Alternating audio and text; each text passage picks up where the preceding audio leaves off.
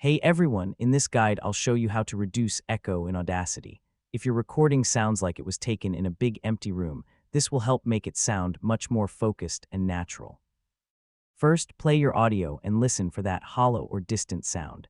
Echo usually shows up as repeated reflections of your voice, especially in quiet rooms with hard surfaces.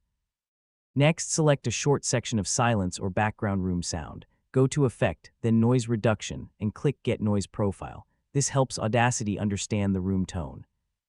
Now select the entire track. Go back to Noise Reduction settings and apply a light reduction. Don't overdo it. Too much can make your voice sound robotic, so keep it subtle.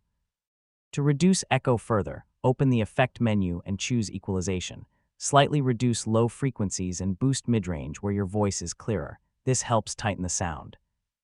You can also use a high-pass filter to cut out low rumbling frequencies that often make echo worse. Set it gently around 80 to 100 Hz for most voices.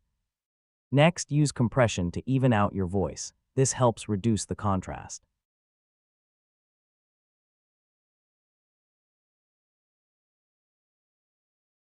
Hey everyone, in this guide I'll show you how to save video.